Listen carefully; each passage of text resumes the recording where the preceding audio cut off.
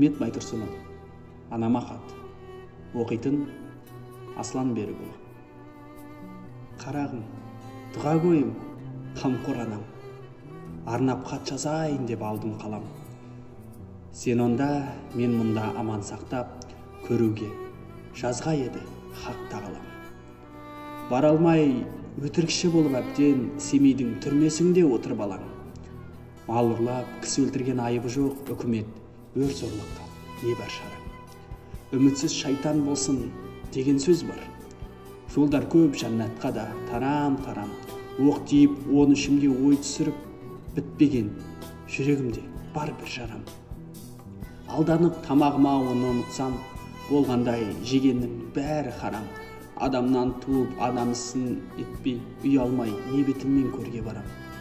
Көп айтпай, қысқасынан сездіретін, балаңның мінезі бар сөзге саран. Кетердеп, суға құлап отқа түсіп, қайық жеп, менің үшін болмалы. Отырмын абақтының бөлмесінде, бұйрықсыз көз жетеді өлмесіне. Есіктің қолпымықты күзетші кеп, ажалдан басқа ешіп келмесіне. Қоршаулы, айналасы биік борған, берік қып салған темір терезесіне. Қалайша мұны көріп көңіл сөнбес, аттанып, жау келсе де бермесіне. Каламда лаухул махфуз ұмытқан ба, жазбапты бұл орынды көрмесіме. Қамбақпен салмағың деп бұл бір заман, ылаж жоқ, жел айдаса ермесіне.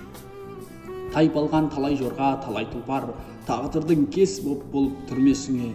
Солардан жаным тәнім ардақты емес, орынсыз күйзелейін мен несіне.